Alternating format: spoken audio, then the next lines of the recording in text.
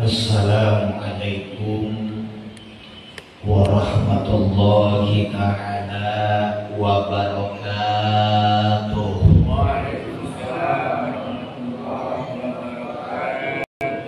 Bismillahirrahmanirrahim. Alhamdulillahilladzi arsadana ila ta'atihi wa jajarna an maksiyatihi. Ashhadu an la ilaha illallah iqraran biwahdaniyatihi wa ashhadu anna Muhammadar Rasulullah iqrafan bin nubuwwatihi. Wassalatu wassalamu ala man arsalahu li irsyadil ibad wa ala alihi wa sahbihi al-muhtadina ila sabili rasyad. Allahumma salli wa sallim wa barik ala sayyidina wa habibina wa syafi'ina wa qurrati a'yunina wa maulana Muhammadin wa ala alihi wa sahbihi ajma'in. Wa qala Allah ta'ala fi ayati kitabil karim, bismillahirrahmanirrahim, walal akhiratu khairul laka minal ula. Wa qala Nabi sallallahu alaihi wasallam, man shalla ma'al jamaah summa jalasa fi khalaqatil ilmi aqallahu ta'ala sikatu asya'a. Wa qala Sayyidzani fi kitabil imriti izil fatah hasbati qadihi rufi wa kullu man lam yattaqid lam yantafi.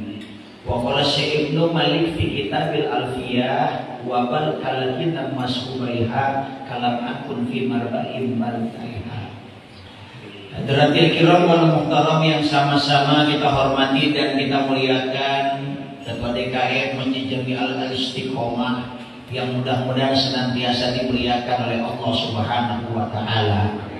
Sekaligus yang sama-sama kita hormati dan kita muliakan para sepuh, para bini sepuh, para orang tua, tokoh masyarakat, wabil khusus para alim ulama, para ustaz, para kiai, para ajengan, para tuan-tuan guru yang mohon maaf tidak bisa saya sebutkan namanya satu persatu, dikhawatirkan terlalu banyak menyita waktu, tapi insya Allah tidak mengurangi rasa takdim dan hormat saya. Kita doakan para sepuh, para orang tua, tokoh masyarakat sekaligus ulama dan guru kita yang hadir pada kesempatan pagi hari ini. Kita doakan mudah-mudahan ilmunya makin berkah, doakan mudah-mudahan umurnya panjang, badannya sehat, keturunannya saleh dan salehah, wafatnya husnul khatimah.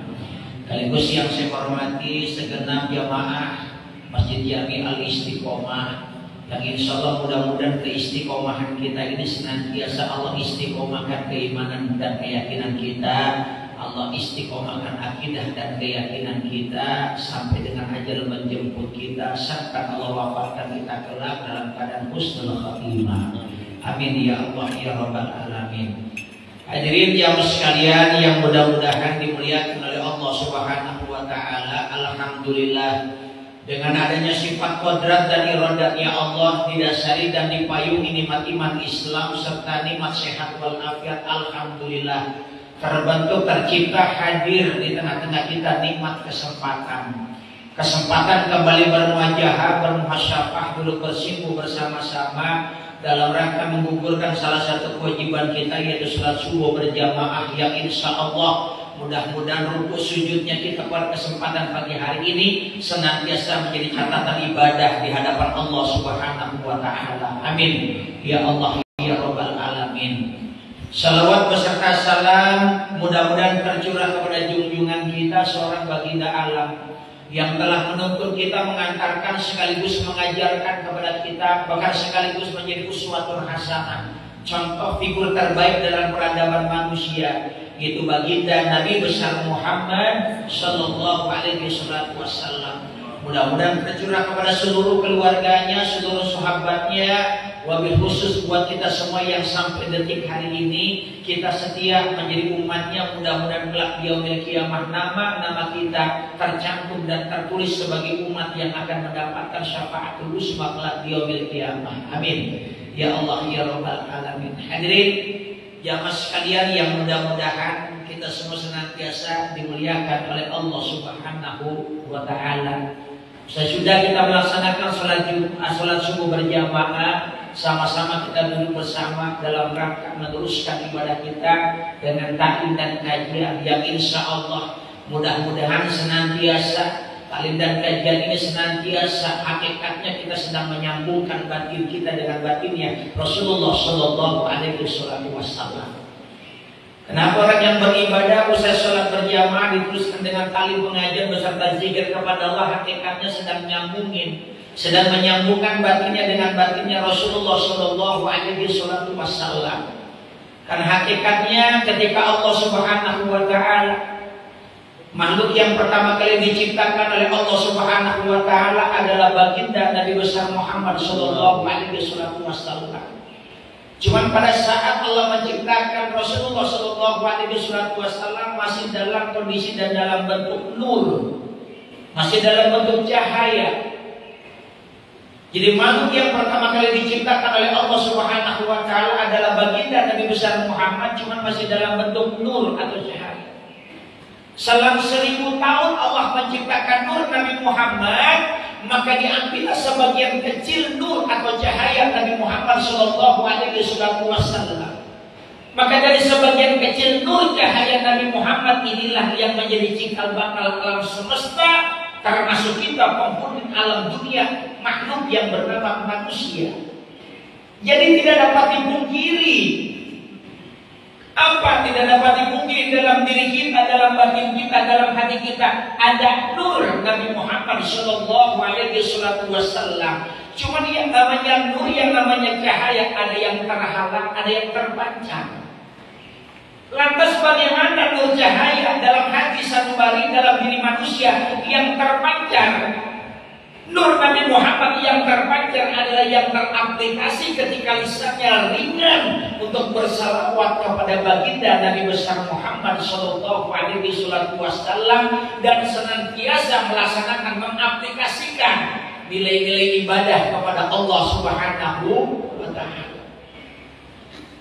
Lantas ada cahaya yang terhalang, tidak terpancar. Kenapa? Lisannya berat dan enggan untuk berselawat kepada Rasulullah Shallallahu Alaihi Wasallam.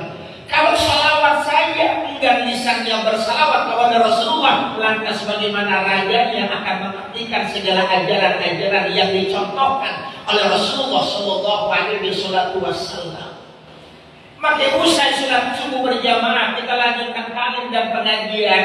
Dengan dalil dan dasar kita beribadah kepada Allah, hakikatnya kita sedang memancarkan cahaya nur Nabi Muhammad dalam hati sanubari kita. Agar apa? Agar pancaran nur Nabi Muhammad yang ada dalam hati kita tersambung dengan batinnya Rasulullah Shallallahu Alaihi Wasallam. Ketika nur ini terpancar, batin ini tersambung, insya Allah Rasulullah Shallallahu Alaihi Wasallam wa ta'ala. Yang kedua, kita meniti dan mencari keberkahannya Allah Subhanahu wa ta'ala. Karena tidak ada lain dan tidak ada bukan, dan tidak dipungkiri setiap manusia hakikatnya hidup di dunia ini yang dicari adalah keberkahan hidup. Kalau yang dicari hanya kebahagiaan hidup, mohon maaf, banyak manusia, banyak orang yang mungkin hidupnya bahagia bergelimang dengan kemewahan harta, tapi jauh dari keberkahan. Tapi ketika yang kita cari keberkahan hidup, maka kebahagiaan lahir batin akan kita rasakan. Lantas dengan cara apa kita mencari keberkahan hidup kita? Simple, gampang, mudah. Cuman balik lagi pertanyaannya kepada diri kita, mau atau tidakkah kita menghidupkan sangkar kehidupan itu melahirkan keberkahan dalam kehidupan kita. Contoh kecil orang tua kita dulu, mohon maaf Bapak, paling simpel hidupnya, tapi hidupnya berkah-berkah. Kalau kita bayangin orang kita dulu, orang Betawi, orang Tangerang, orang Ciledug, orang Tengah, paling simpel hidupnya. Rata-rata mayoritas petani. Karyawan bukan, gaji bulanan nggak punya, kantor nggak punya, anaknya banyak, bahkan istrinya lebih dari satu, tapi hidupnya berkecupan, penuh dengan keberkahan. Apa yang senantiasa melingkupi keberkahan dalam kehidupan orang-orang tua kita dulu? Satu, orang tua dulu itu subhanallah keyakinannya kepada Allah Subhanahu wa ta'ala mantap. mayoritas dulu orang Karang Tengah ini mayoritas kebanyakan petani yang menghabiskan waktunya di ladang, di kebun. Yang punya, orang Betawi bilang yang punya kebon, yang punya sawah nyawah, yang punya kambing, punya kebun, ngoret, ngarit, nyari empan. Hidupnya simpel tapi hidup penuh dengan keberkahan. Belum pernah kedengeran ada orang Karang Tengah anaknya banyak, kelaparan, kurang makan. Betul apa betul? Yakinnya kepada Allah Subhanahu wa ta'ala, mantap. Waktunya ibadah, dia ibadah. Waktunya sholat, dia sholat. Simpel, tapi hidup penuh dengan keberkahan. Kenapa? Yakinnya kepada Allah Subhanahu wa ta'ala. Anaknya banyak. Kenapa? Yakin. Sampai ada peribahasa dulu mengatakan banyak anak banyak rejeki. Kenapa? Orang tua dulu yakin setiap orang, setiap anak rejekinya masing-masing. Banyak anak banyak rejeki. Kalau sudah rejekinya tidak akan pernah tertukar karena rejeki udah ketaker. Kalau kita bandingkan dengan kehidupan masyarakat zaman sekarang, yakinnya kurang. Kenapa? Kita lihat realita yang terjadi. Rumah tangga punya anak 2 cukup, akhirnya istrinya di KB. Khawatir kenapa? Pendidikan sekolah sekarang mahal. Harga sembako mahal, khawatir takut nggak bisa ngebiayain anak buat sekolah, khawatir nggak bisa memberikan nafkah. Kalau dasar alasannya khawatir tidak bisa memberikan pendidikan, kalau dasar alasannya mohon maaf takut tidak bisa memberikan makan dan nafkah, ucapan tersebut layaknya seperti orang yang tidak punya Tuhan, nggak yakin kalau Allah itu maha kaya. Orang dulu nggak pakai KB, anaknya banyak, nggak ada yang kelaparan. Kenapa? Yakin Allah maha pemurah, yakin Allah maha kaya, yakin semuanya udah dijamin, ditanggung oleh Allah Subhanahu wa ta'ala. Hadirin jamaah sekalian yang mudah-mudahan dimuliakan oleh Allah Subhanahu wa ta'ala. Yang pertama, itu yang senantiasa melahirkan keberkahan hidup kita. Kalau hidup udah berkah rasanya serba cukup. Hadirin jamaah sekalian yang mudah-mudahan dimuliakan oleh Allah. Makanya yang pertama adalah pondasi keyakinan kepada Allah Subhanahu wa ta'ala. Seringkali kalau perumpamaan zaman dulu orang tua itu ngajarinnya begini, mohon maaf sebelumnya ya. Kalau waktu masuknya, kalau orang tua dulu itu ngajarin anak bukan hanya lisan, bukan hanya ucapan, tapi juga dengan tindakan. Kalau zaman sekarang berbeda Bapak, orang tua cuma bisa nyuruh, merintah tapi nggak jadi contoh. Orang tua dulu merintah, nyuruh, tapi nyontoin. Orang tua zaman sekarang nyuruh, merintah, tapi nggak nyontoin. Contoh misalnya di Masjid Al-Istiqomah udah azan maghrib, Allahu Akbar, Allahu Akbar. Bapaknya tukang ojek perapatan Ciledug, beduk maghrib nyampe di rumah, anaknya banyak pada berantem ribut, beduk maghrib berebut remote. Anak yang satu pengen nonton Kereta Kayu, yang satu lagi pengen nonton Upin Ipin. Ketularan lagi ibunya berebut remote pengen nonton Trans 7 Selebrita yang lagi viral. Apaan? Citayam Fashion Week. Bapaknya pulang ojek marah-marah, kata bapaknya, maghrib kenapa ribut di rumah bukan ke masjid? Akhirnya anak-anaknya berantemnya ributnya pindah di masjid. Kenapa? Karena ayahnya cuma nyuruh tapi nggak nyontoin. Betul. Hadirin jamaah sekalian yang mudah-mudahan dimuliakan oleh Allah Subhanahu wa ta'ala. Orang tua dulu nyuruh tapi nyontoin. Contoh begini, ada peribahasa dulu kalau orang tua begini ngajarin anaknya dengan cara nakut-nakutin tapi tujuannya benar. Maghrib jangan main di latar, ntar digondol kolong wewe. Itu bahasa nakut-nakutin, tujuannya baik. Maksudnya kenapa? Maghrib jangan kelayaban, masuk rumah, mandi, sholat, ngaji. Sekarang peribahasa itu nggak ada, simpel, tapi maknanya dalam. Makanya kalau orang Betawi Tangerang, Ciledug, Karang Tengah bilang, kalau orang tua dulu ngajarin anak bahasanya bahasa siloka. Ini bahasa orang Betawi. Bahasa siloka itu apa? Bahasa filosofis, bahasa filsafat. Katanya sepenggal tapi artinya dalam. Jangan ngayap maghrib ntar digondol kolong wewe, maksudnya maghrib masuk ke rumah, mandi, sholat, ngaji, nakut-nakutin, tujuannya bener. Orang tua dulu. Satu, hadirin jamaah sekalian, kalau kita flashback ngaji lagi orang tua zaman dulu gini Pak, mohon maaf ya, Pernah kita dengar peribahasa begini, kalau kita mau jalan-jalan, mau pergi jauh, mau pelesiran, mau healing kalau anak remaja zaman sekarang bilang, mau refreshing kalau kata orang zaman sekarang bilang, takut khawatir pengen mau buang air besar di jalan, disuruh ngantongin batu. Masih ingat?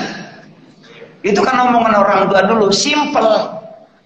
Khawatir pengen buang air di jalan, orang tua dulu ngajarin apa? Disuruh ngantongin batu. Tapi kalau kita pikir orang tua dulu omongannya manjur ya, itu batu manjur ya. Padahal bukan batunya yang manjur, tapi ucapan orang tuanya yang keramat mengandung keberkahan. Kita nggak sadar ketika orang tua bilang ngantongin batu buat nahan supaya apa? Nggak pengen buang air di besar. Tanpa kita sadar Pak, filosofisnya adalah apa?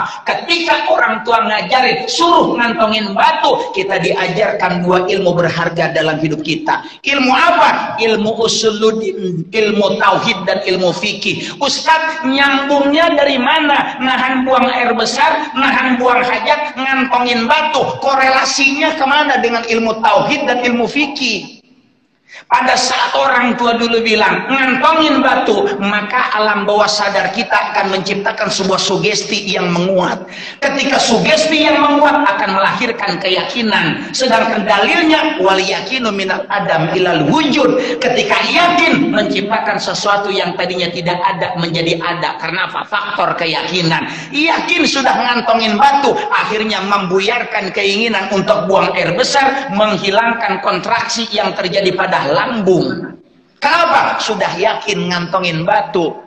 Korelasinya, kalau ngantongin batu aja pengen buang air besar bisa hilang, gimana keyakinan kita kepada Allah Subhanahu wa Ta'ala? Ketika kita punya keinginan dan Allah berkehendak, kun fayakun.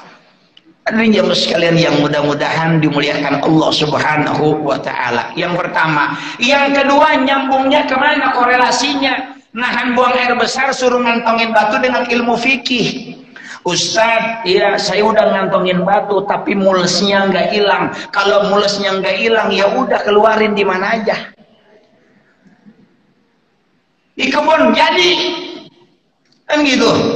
Udah beres buang hajat, mau istinja, mau cebok, orang kita bilang mau cebok airnya nggak ada. Kan lu ngantongin batu. Emang boleh buang apa selesai buang hajat, cebok istinja pakai batu. Makanya dalam kitab fikih manapun, dari kitab Safinatul Najah, Kasifah, Sarasitin, Fathul Qorib, Kifayatul Ahyar, Fathul Mu'in, I'anatul Thalibin, bahkan ilmu fikih manapun menegaskan tentang istinja boleh dengan dua media, boleh cebok pakai air, boleh cebok pakai batu. Hadirin jamaah sekalian yang mudah-mudahan dimuliakan oleh Allah Subhanahu wa Ta'ala. Makanya itulah keberkahan hidup kita bisa dapatkan. Satu, cara simpelnya adalah apa? Kita mengamalkan apa yang dicontohkan, yang diajarkan oleh orang-orang tua kita dulu, maka akan lahir hidup keberkahan. Makanya hadirin jamaah sekalian, mohon maaf kalau orang zaman dulu, khususnya orang Ciledug Karangtengah, mohon maaf yang tua-tua jarang yang lahirnya di rumah sakit Bakti Asih.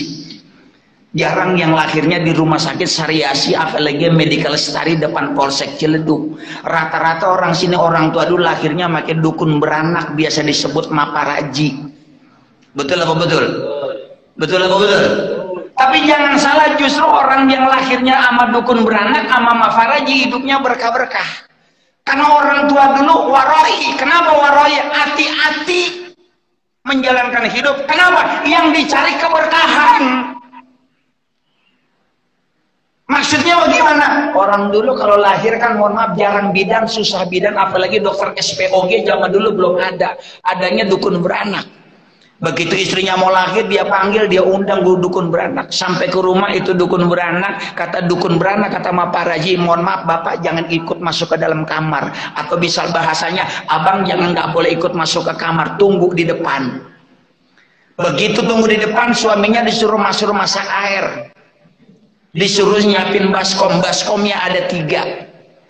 Yang pertama isinya air hangat, yang kedua isinya air adem, yang ketiga isinya air bersih. Ini filosofis lagi pelajaran orang tua dulu diamalkan. Makanya orang yang rata-rata lahirnya dengan dukun beranak atau mafariji hidupnya berkah-berkah.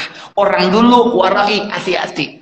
Begitu anak lahir ke alam dunia, diangkat. Begitu diangkat, dicuci. Dicucinya di mana? Di baskom nomor 1, isinya air hangat. Begitu dicuci, orang Betawi bilang dikupiak, dikumbah pakai air hangat. Balutan doa sepanjang membersihkan si cabang bayi yang baru lahir itu adalah apa? Harapan semoga si cabang bayi tumbuh besar jadi orang yang hidupnya penuh dengan kehangatan. Diangkat dari baskom nomor pertama, dicelupin ke baskom nomor 2 si cabang bayi yang baru lahir, isinya air adem. Sang Mapareji dukun beranak mengucapkan doa berbarut dengan harapan agar Adam, cabang bayi yang baru lahir, hidup ke depannya adem hatinya, adem pikirannya, enggak gede adat, enggak gede ambek, enggak temperamen, enggak emosional. Diangkat dari baskom nomor kedua, dicelupin ke baskom nomor 3, isinya air bersih, balutan doa dan harapan agar si cabang bayi yang baru lahir kelak jadi orang yang tumbuh besar, bersih hatinya, bersih pikirannya, bersih langkahnya, bersih ucapannya. Orang tua dulu warai, hati-hati yang dicari keberkahan. Begitu udah bersih, mau dibedong. Rata-rata orang kita di sini dulu orang yang kurang mampu, boro-boro kenal sama bedongan, boro-boro kenal Pampers. Mau ngebedong anak, nyari karung bekas kantong terigu, cap merek segitiga biru, dipotong jadi 2. Begitu mau dibedong, langsung dibedong. Enggak, Pak. Kalau orang Betawi bilang dibahasain, kakinya ditarik, diberetakin mulai dari pangkal paha atas, samping, mohon maaf ya, dari pantat ini dikepluk-kepluk, ditepok-tepok sambil diucapin doa. Apa kata orang tua dulu? Ini kaki besok lusa bakal jalan, bakal pergi, bakal nginjak. Besok lusa tubuh kita jadi manusia, injak jangan seinjak-injaknya, langkah jangan selangkah-langkahnya, pergi jangan sepergi-perginya. Betul-betul. Habis itu kemana? Tangan ditarik, diurut dari mana? Dari mulai pangkal lengan ini di samping pundak, ditarik oleh dukun beranak, balutan doa dan harapan. Ini tangan besok lusa buat ngambil, buat megang. Orang Betawi bilang buat nyomot. Pegang jangan sepegang-pegangnya, ambil jangan seambil-ambilnya, comot jangan secomot-comotnya. Selesai? Belum, Pak. Kemana? Mulut dikorek lendir yang terdapat dalam rongga tenggorokan si cabang bayi, dikeluarkan, ujung lidahnya ditarik, bibir bawahnya ditarik. Setelah itu diucapkan doa, kata Mapareji dukun beranak, di lisan ini mulut besok lusa tumbuh gede jadi manusia, buat ngomong, buat berkata, buat ngucap jangan seucap-ucapnya, ngomong jangan sengomong-ngomongnya, berkata jangan sekata-katanya. Setelah itu dibungkus, dibedong. Orang Betawi bilang, habis dibedong diserahkan ke ibunya yang masih berlumuran dengan darah, bahkan air matanya masih menggenang di kelopak matanya. Apa kata dukun beranak? Alhamdulillah Bu, alhamdulillah Po, bayi lahir sempurna tanpa kurang sesuatu apapun. Maka jatuh butiran air mata dari kelopak sang ibunda, penuh harapan doa. Begitu sang cabang bayi diserahkan ke ibunya, ibunya berkata begini, orang dulu simpel doa minta sama Allah yang gampang-gampang, gak yang ribet-ribet. Apa kata sang ibunya, kata ibu bapaknya zaman dulu? Nah, ibu bapak tidak terlalu berharap meminta kepada yang maha kuasa. Ibu bapak cuma minta besok lusa kau jadi manusia yang benar. Mungkin kalau ibu bapak meminta kau jadi anak yang pintar terlalu tinggi, ibu bapak hanya mengharapkan kau tumbuh jadi manusia yang benar. Kenapa? Orang tua dulu paham, orang pintar belum tentu benar, tapi kalau orang benar insya Allah berkah dunia dan akhiratnya. Betul apa betul? Hadirin jamaah sekalian yang mudah-mudahan dimuliakan oleh Allah Subhanahu wa Ta'ala. Jadi yang pertama, keberkahan hidup kita dapatkan. Yang pertama adalah mendengarkan ucapan ajaran yang dicontohkan, yang diajarkan oleh orang-orang tua kita.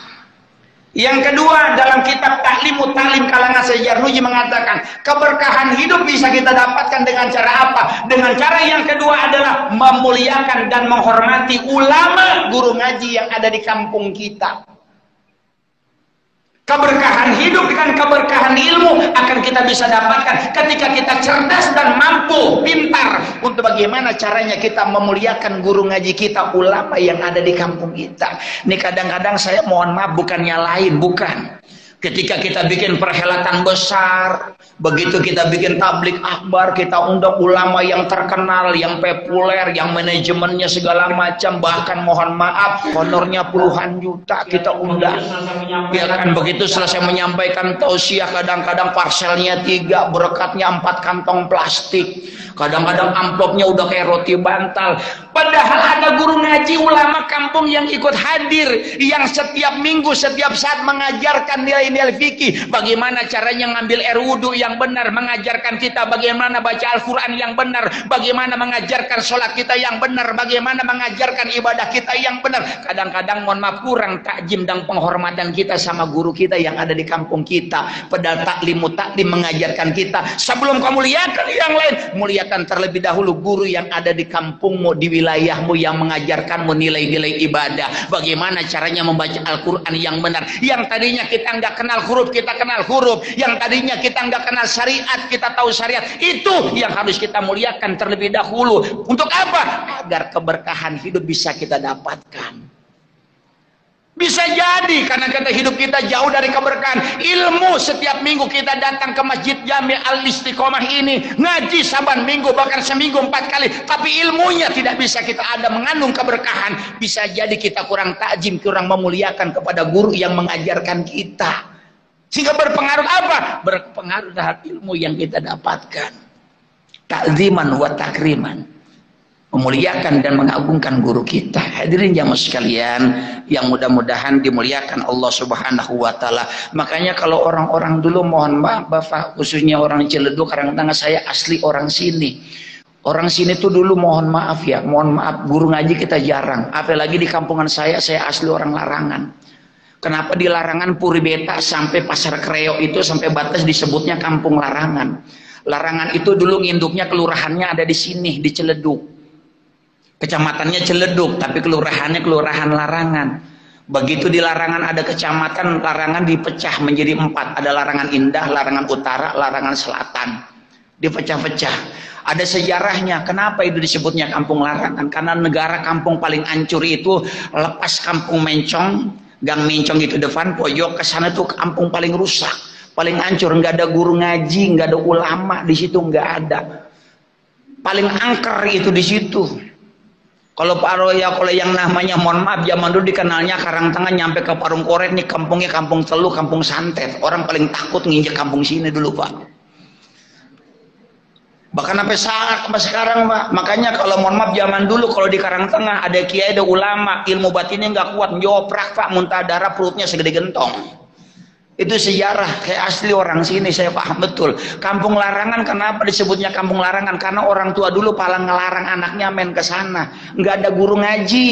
Tempatnya rampok ada di sono, tukang kawin ada di sono, tukang judi sintirnya ada di sono, tukang gasirnya ada di sono. Tahun 40-an, 50-an Kampung Larangan ada gerombolan rampok yang sangat ditakutin. Nama gerombolan rampoknya Gagak Merah. Ketuanya siapa? Ketua pimpinannya namanya almarhum Bang Radin, paling ditakutin. Zaman dulu nggak ada zamannya buser, nggak ada zamannya polisi. Orang dulu nyebutnya kalau buser itu take up. Dicari itu gerombolan, dibubarin. Kalau ngegarong, kalau ngerampok pas sampai ke tanah Ciledug, mentoknya sampai tanah 100. Orang sini dulu rumahnya separuh rumahnya nggak ada yang punya ubin, nggak pakai ubin. Yang punya ubin itu cuma orang kaya. Itu pun zaman dulu belum ada keramik, adanya ubin teraso. Betul apa betul? Rata-rata rumahnya separuh bata, separuh gedek. Gedek itu apaan? Kayu atau anyaman bambu. Lantainya apa? Bukan ubin, bukan peluran, tanah diemplek-emplek pakai tiger gajih, disiramin. Betul apa betul? Itu kalau ngerampok nggasir itu bagaimana? Bikin lubang di kebun, nongol-nongol di kamar orang. Itu namanya nggasir. Itu kerjaan rampok orang Kampung Larangan itu dulu begitu. Ketuanya namanya Radin. Begitu dibombardir mau dibubarin, ketuanya ditembak sebelum jayan. Ada yang namanya Gang Kejaksaan sekarang namanya. Ditembak di depan kejaksaan, akhirnya jatuh di depan Nurus Saadah, di tempatnya Ko Ngaji Muat, itu Ustazia Marfuah. Jatuh di situ, ditembak lagi pakai pelor emas. Jatuhnya di mana? Di depan kompleks Suad sebelum 245 SMP 245. Jatuh di situ. Akhirnya karena dia punya ilmu kebal, jasadnya dipotong-potong model si pitung. Palanya ditaruh di mana? Dulu di belakang Purbeta, Jalan Basokaraya itu ada yang namanya teater atau bioskop. Orang sini dulu nyebutnya jotet, joglo teater. Paruh senajana dipendam di situ, separuh lagi di joglo. Bubar dah tuh tahun 40-an 50-an. Akhirnya anak buahnya jadi single factor. Jadi jagoan kampung, masing-masing pegang wilayah. Sedikit sejarah singkat, Pak. Sejarah singkat tahun 50-an 60-an baru ada guru ngaji nginjak kampung Larangan. Siapa namanya? Tuan Guru Naji. Orang sini dulu nggak kenal ustadz, nggak kenal kiai, belum ada habaib, belum. Guru ngaji pertama kali di kampung Larangan itu namanya Tuan Guru Naji. Tuan Guru Naji kalau ngajar ngaji kemana-mana, Al-Quran nggak pernah dijingjing, nggak pernah disikap, nggak pernah dikempit. Orang Betawi bilang dijunjung, ditaruh di pala. Tapi hebatnya tuh Al-Quran nggak pernah jatuh. Tahun 60-an Tuan Guru Naji akan menghembuskan napas terakhirnya, minta diletakkan Al-Quran di kepalanya. Maka ketika Al-Quran diletakkan di atas kepalanya, nyawanya keluar seperti ngerebut Al-Quran, wajahnya tersenyum. Makamnya di mana? Persis di mana? Di mimbar Masjid Al-Mubarak depan Jayan Kreo. Orang mana-mana banyak ziarah ke situ. Cuman sayangnya orang kampung sendiri kagak ero, nggak open. Itulah akhirnya.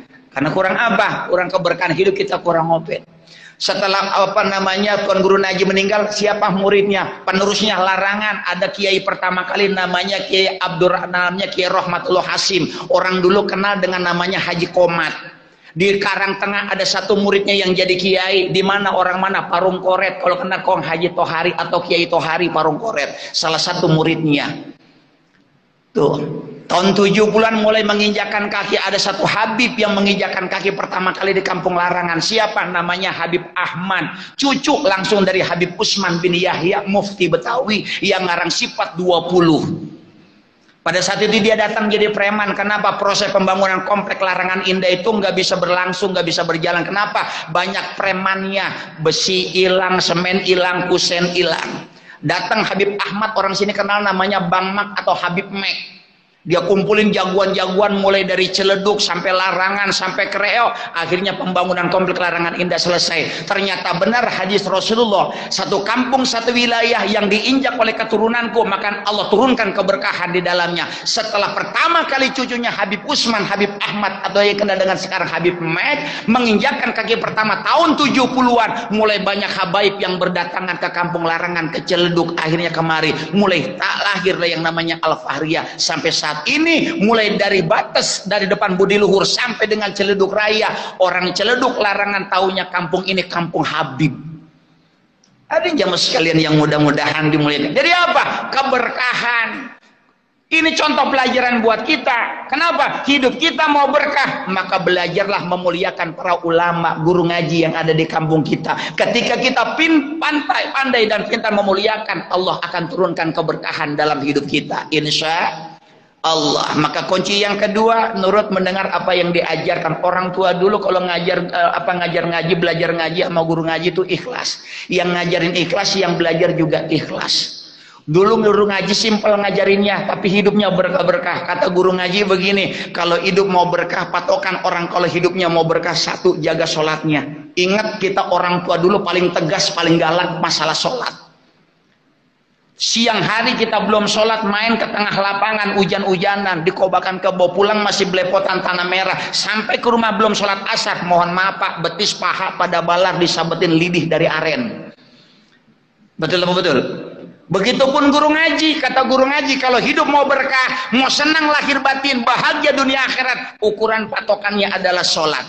Muridnya tanya, Ustadz, guru, sholat yang bagaimana? Sholat yang benar. Sholat yang benar yang bagaimana Ustadz? Tergantung bagaimana ngambil wudunya. Jadi sholat yang benar, sholat yang beres, tergantung dilihat bagaimana cara dia ngambil wudunya. Tuh Pak, lagi-lagi kita ngaji. Jadi kalau ngaji nggak perlu ketinggian Pak. Belajar hakikat, marifat, tarekat, rukun wudu nggak paham, sunnah wudu nggak tahu, kaifiat wudu nggak paham. Ini yang bahaya. Makanya dalam kitab Ta'limut Ta'lim itu kaidah mengajarkan malayatamu al wajibu ila bihi bahwa wajibun. Perkara amal ibadah yang hukumnya wajib tidak akan pernah sah dan sempurna tanpa hal itu, bahwa wajibun, maka hal itu hukumnya jadi wajib. Sholat enggak sah kalau wudunya enggak benar, maka wudunya hukumnya menjadi wajib. Wudunya enggak benar, wudunya enggak sah kalau tidak didasari dengan tata cara etika, cara ilmu syariat fikih bagaimana berwudu yang benar. Hadirin jamaah sekalian yang mudah-mudahan dimuliakan Allah Subhanahu. Kadang-kadang kita suka nyepelin ngambil air wudu, mentang-mentang fikih nggak begitu penting, padahal fikih sangat penting, Pak. Kadang-kadang ada yang kokohnya mah bermerek Review, Itang Yunas, kan sarungnya BHS klasik. Begitu mau ke masjid ngambil air wudu percis kayak capung cebok. Mukanya mah lepek, mohon maaf, pentil kupingnya kering kerontang. Begitu mentang-mentang mohon maaf ya, keran di masjid itu airnya kencang, nggak begitu ngambil air wudhu, mohon maaf kakinya diacungin ke air keran, depannya mah basah, mohon maaf kadang-kadang belakangnya masih ada tai kotok, nggak peduli. Ini yang bahaya, Pak. Hadirin, makanya orang tua dulu, guru ngaji dulu simpel ngajarinnya, tapi dipakai, makanya pada berkah hidupnya.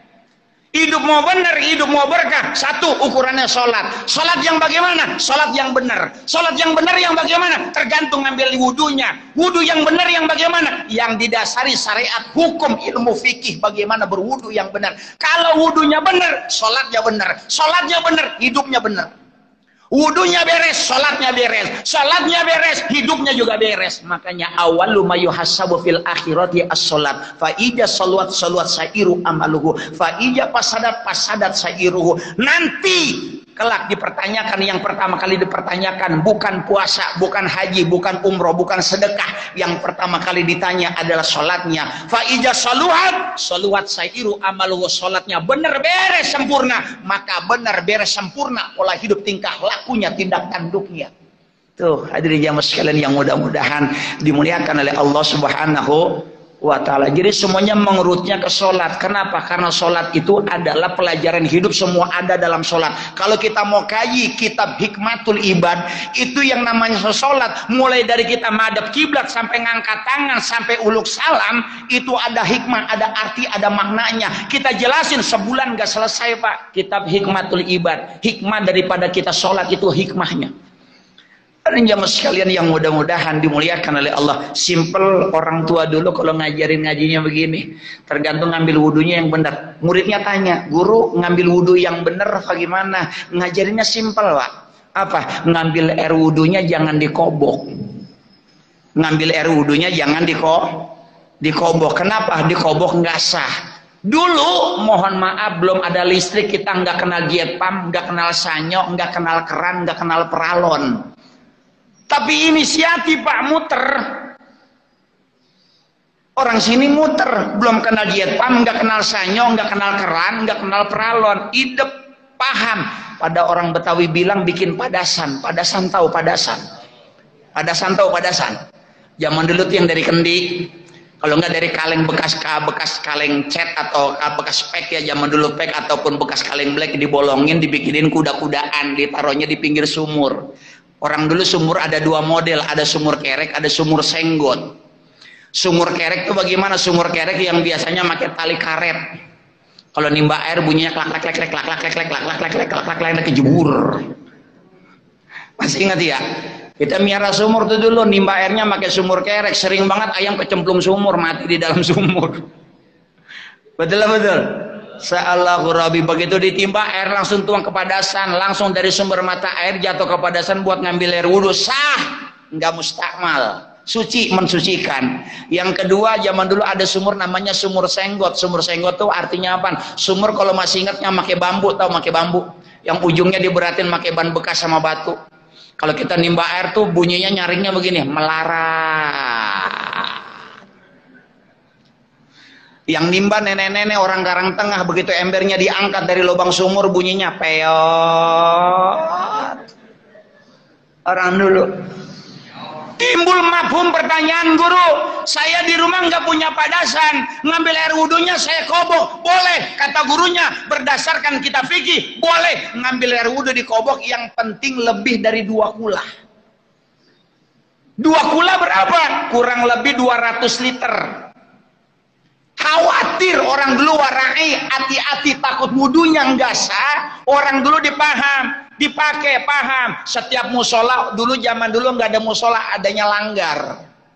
Setiap musola atau langgarnya dia tempat air wudhu pakai kolomnya gede-gede. Di rumah orang tua dulu di kamar mandi, kolamnya gede-gede. Betul apa betul? Itu kolam bulan-bulan, Bu, dikuras enggak, dicuci enggak, dikosrek enggak, kadang-kadang pinggirannya lumut udah hijau-hijau banget.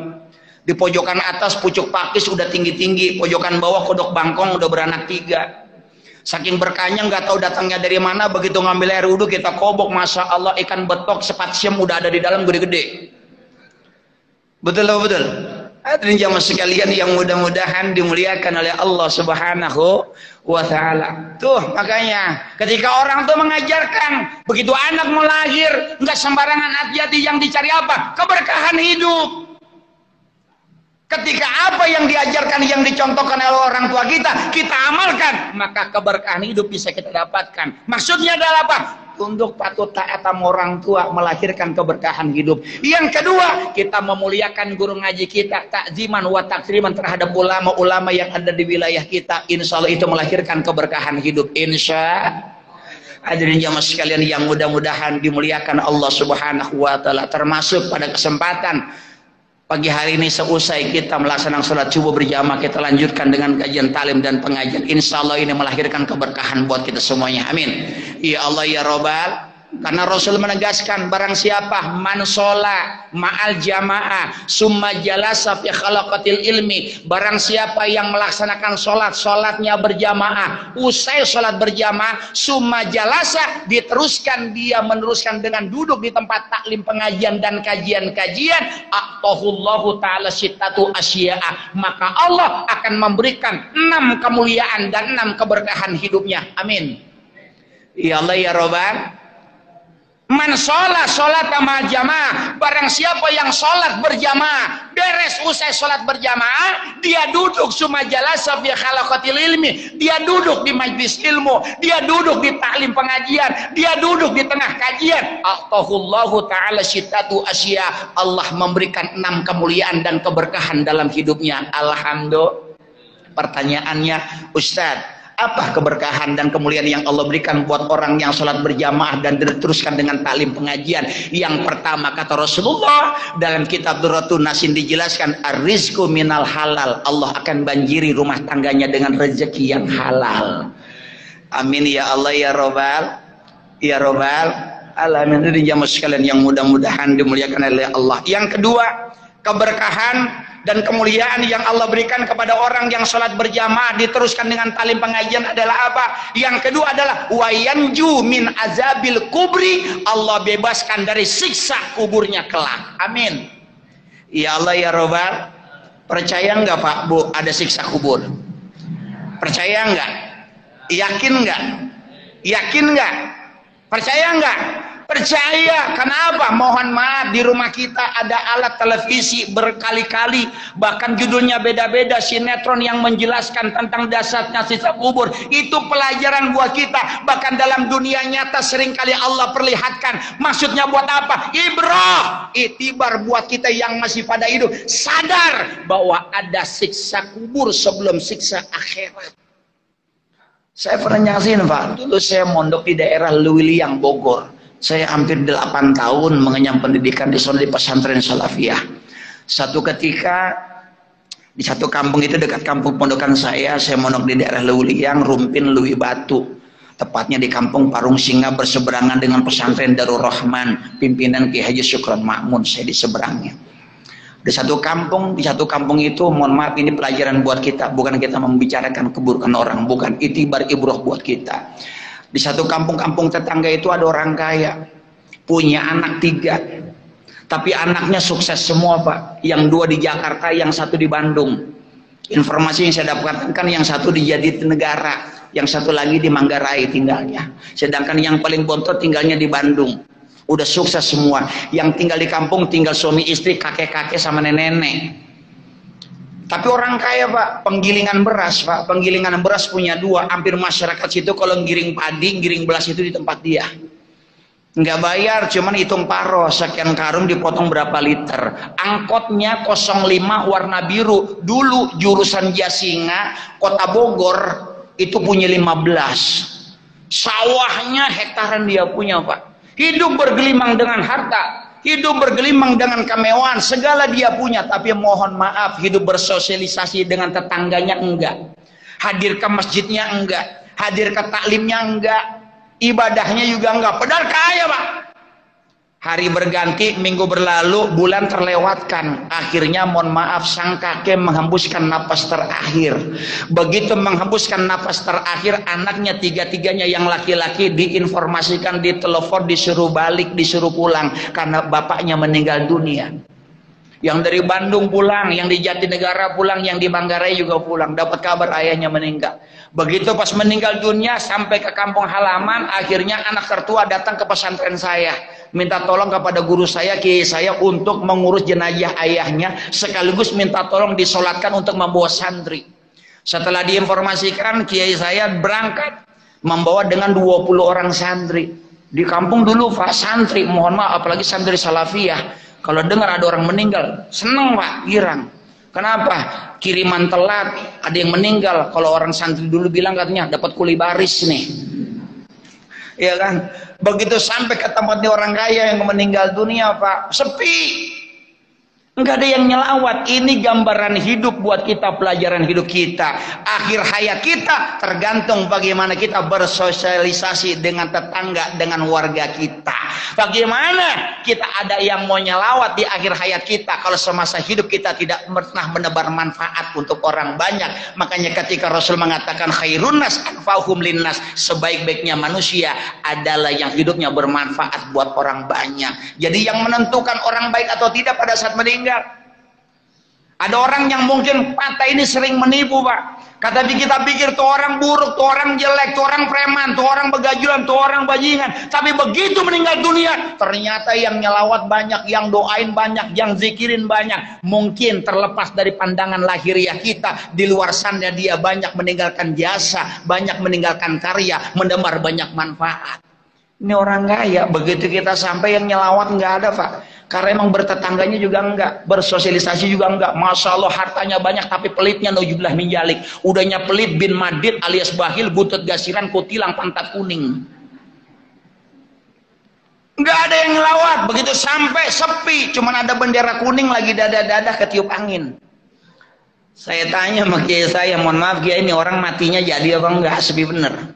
Begitu sesampai, begitu masuk pintu ruang tamu, saya dengar, Masya Allah, bacaan tilawah Quran begitu indah dan merdu sayup. Saya pikir anak atau cucunya yang baca Al-Quran, ternyata mayat digeletakkan seorang diri di tengah rumah, hanya ditemani handphone BlackBerry merek Dakota rekaman Al-Quran.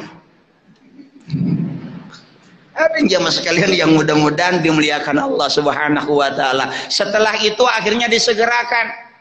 Begitu segerakan dimandikan, selesai dimandikan, singkat cerita dikafani. Setelah dikafani akhirnya tidak disolatkan di masjid, disolatkan di rumah saja katanya. Disolatkan lengkap, cukup 25 orang, cukup 25 orang, santri 20, anaknya bertiga, kiai saya dengan satu orang supir, berlima. Jadi 25 yang nyolatin, Pak, di rumahnya. Ini pelajaran hidup buat kita. Kadang-kadang banyak orang meninggal pengen sholatin di masjid.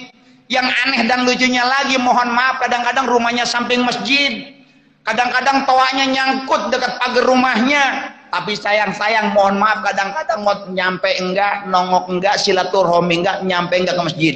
Tapi begitu mati minta disolatin di dalam masjid. Betul apa betul? Ngaji enggak pernah, ikut tahlil enggak pernah, tapi begitu mati ngundang tetangga minta ditahlilin. Betul apa betul? Begitu selesai dikafani, disolatkan. Selesai disolatkan, dibawa ke pemakaman, dibawa kuburan, orang sono bilangnya kober. Begitu sampai ke pemakaman, kata kiai saya, anaknya yang laki-laki 3 turun ke dalam liang lahat nanggapin jenazah ayahnya. Anak yang tertua megang nanggapin bagian kepalanya, anak nomor kedua pegang lempengan badannya, anak yang bontot paling bungsu itu megang kakinya. Begitu jenazah ayahnya dimasukkan ke liang lahat, ada gerakan sedikit, orang sini bilangnya liang landak atau lubang landak. Begitu Pak diletakkan, kata kiai saya, buka semua pocongnya, semua tali pocongnya dibuka. Kata kiai saya, ciumin wajahnya ke dinding ataupun ke dinding kuburan liang lahat.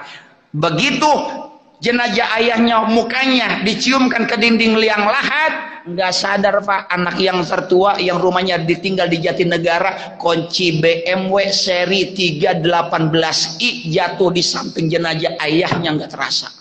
Ini Allah punya mau, Allah punya kuasa, mau nunjukin kekuasaan Allah. Ibrah pelajaran buat kita yang masih pada hidup.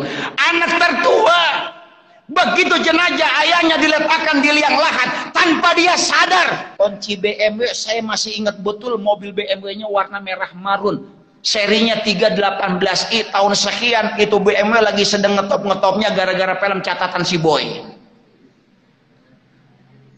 Begitu udah beres, kata Ge, tutup dinding ari, itu papan disebutnya kan dinding ari. Begitu rapat, kata Ge, saya uruk, mulai diuruk tanah, selesai diuruk, selesai ditanam, selesai dikebumikan, kembang mulai disemai, air mawar pun disiramkan, talqin dan doa dibaca, ditinggal ke rumah. Begitu ditinggal ke rumah, nyampe di rumah, orang kebiasaan orang sono sama orang Ciledug, pulang dari kuburan ada yang namanya ngelungsur tanah atau selamatan kecil-kecilan. Begitu selamatan kecil-kecilan, anak yang di Jatinegara mau keluar kota harus ke Surabaya besok pagi. Begitu pas mau berangkat pulang duluan, mohon maaf ya, raga rogo pegang kerabah-rabah kanan kiri atas bawah, nyari kunci mobil nggak ketemu. Akhirnya ribut sama istrinya, kata istrinya sama ayahnya, kata ayahnya sama istrinya. Kata istrinya bilang, coba ayah ingat-ingat di mana naruh kunci mobil. Begitu dia ingat, langsung Pak dia jatuh istighfar kepada Allah. Kata istrinya, kenapa ayah? Kunci mobil jatuh di dalam kuburan liang lahat ayah. Mobil nggak bisa dihidupkan, sayang Allah punya mau. Dipecah kaca pintunya, tapi tetap mobil nggak bisa hidup karena harus dengan pakai kunci. Akhirnya jam 2 siang balik lagi ke pesantren, minta petunjuk dari guru saya, dari kiai saya. Kiai, kunci mobil ketinggalan di dalam kuburan, gimana Kiai? Tanpa kunci saya nggak bisa balik ke Jakarta, sedangkan besok saya harus ke Surabaya. Kiai masuk ke dalam kamar sholat sunnah, selesai keluar dari kamar sholat sunnah, kata Kiai, galih lagi, subhanallah, kuburan atau makam yang baru 2 jam dikebumikan, kata Kiai, gali kembali. Ada yang senang tuh Pak, tukang gali kubur, 1 lubang 2 kali borongan. Begitu digali, 1 pacul, 2 pacul, 3 pacul, 4 pacul, begitu sampai 1 meter lebih, ujung pacul mengenai papan dinding ari pun terbongkar. Begitu dinding ari terbongkar, yang pertama kali tercium bukan wangi kembang 7 rupa, yang tercium bukan lagi wangi air mawar, yang tercium bukan lagi bedak pipa nomor 7, yang tercium bukan parfum cap Putri Duyung. Begitu terbongkar, yang pertama kali tercium adalah bau daging terbakar. Santri menyaksikan, bongkar semua dinding ari. Subhanallah, naudzubillah, hadirin jamaah sekalian, jenazah mayat yang baru 2 jam dikebumikan sudah hangus semua, terbakar. Bahkan separuh kunci BMW pun ikut lumer saking dahsyat dan panasnya. Terkadang Allah menunjukkan hal ini untuk apa? Pelajaran buat kita. Cuman kadang-kadang kita mohon maaf masih kurang sadar juga. Makanya kata Rasulullah, pantas kafa bil mautil mau'idhah, cukup kematian sebagai contoh pelajaran nasihat buat kita. Kadang-kadang yang namanya manusia, mohon maaf, orang tua nasehatin sampai capek. Ulama ustadz ngajak dakwah ceramah sampai berbusa urat leher mau putus, kadang-kadang gak didengerin. Kata Rasulullah, kalau bukan kematian jadi nasihat yang berharga, mau dengan cara apa lagi?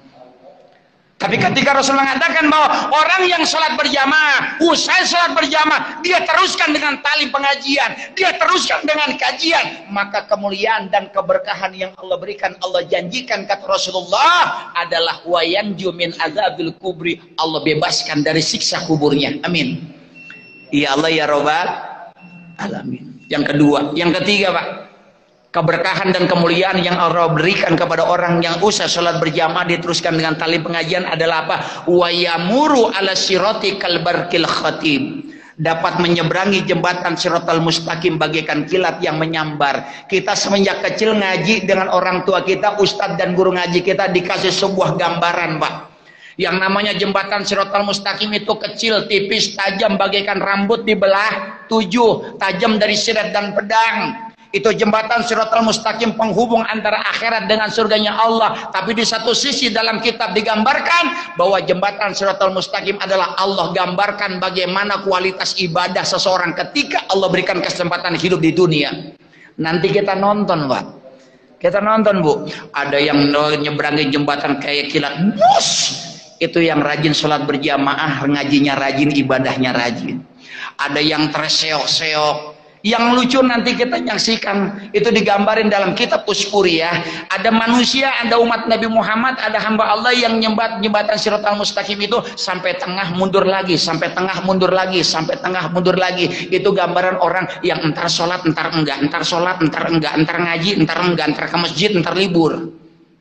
Nggak sampai-sampai orang yang tidak istiqomah. Ada yang jamaah sekalian yang mudah-mudahan dimuliakan Allah Subhanahu wa taala. Yang ketiga, yang keempat, kemuliaan dan keberkahan yang Allah berikan kepada orang yang sholat berjamaah diteruskan dengan taklim dan pengajian. Wa yuti kitabahu biyaminihi. Allah berikan catatan amal ibadahnya tangan dari sebelah kanan.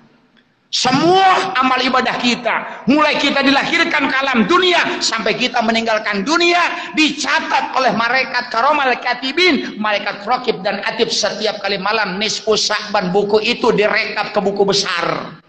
Makanya kenapa kalau malam nisfu Sa'ban itu nggak ada yang namanya sholat nisfu Sa'ban, tapi yang ada malam nisfu Sa'ban banyakin ibadah. Kenapa? Takutnya biar ketika buku baru dampe itu yang tertulis tinta emas bertuliskan ibadah kita direkap di buku besar. Buku besarnya kapan? Nanti Allah berikan buku catatan amal ibadah itu.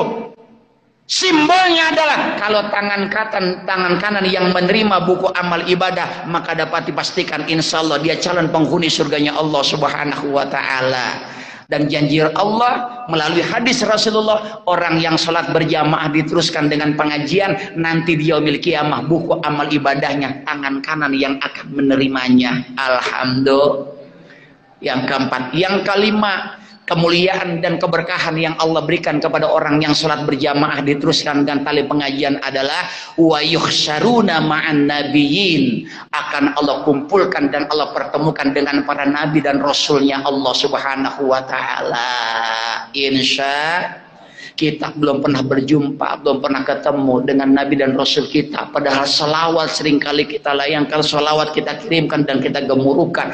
Mudah-mudahan keistiqomahan selawat kita dan keistiqomahan ibadah kita, itulah yang mengantarkan dan mempertemukan kita dengan baginda Nabi besar Muhammad Sallallahu Alaihi Wasallam. Amin ya Allah ya Rabbal Alamin. Yang kelima, yang keenam adalah kemuliaan dan keberkahan yang Allah berikan kepada orang yang rajin sholat berjamaah dan diteruskan dengan pengajian adalah wabanallahu ta'ala baitan fil jannah lahu arba'una baban, akan Allah bangunkan sebuah istana yang indah dan megah di surga yang terbuat dari min yakutati ahmar, yang terbuat dari intan yakut berwarna merah, lahu arba'una baban, di mana bangunan tersebut terdiri daripada 4.000 pintu. Subhanallah. Hadirin sekalian yang mudah-mudahan dimuliakan oleh Allah Subhanahu wa taala. Mudah-mudahan ini menjadi catatan amal ibadah kita dan menjadikan kita orang-orang yang Allah selamatkan dunia dan akhirat kita. Amin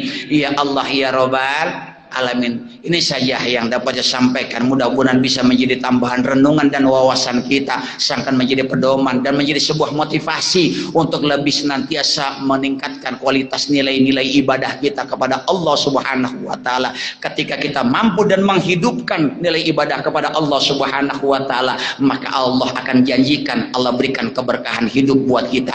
Keberkahan yang hakiki akan melahirkan kebahagiaan lahir batin, kebahagiaan dunia dan akhirat. Keberkahan yang mengantarkan kita selamat dunia dan akhirat kita. Amin ya Allah ya Rabbal Alamin. Hadirin, ini saja yang dapat saya sampaikan. Kurang lebihnya mohon maaf atas segala kekurangan, kesalahan, bahkan kehilafan. Kalau ada kehilafan dan kesalahan itu semata-mata kebodohan saya. Kalau ada kebenaran dan ada yang lebih baik dan ataupun ada petunjuk, semata-mata dari Allah Subhanahu wa taala. Mohon dibukakan pintu maaf yang seluas-luasnya. Bila taufik wal hidayah. Assalamualaikum warahmatullahi wabarakatuh. Waalaikumsalam warahmatullahi wabarakatuh. Alhamdulillah saya berterima kasih kepada Ustaz Ayatullah Kumaini yang telah menyampaikan pelajarannya pada pagi hari ini terkait masalah membangun keberkahan hidup dengan menghidupkan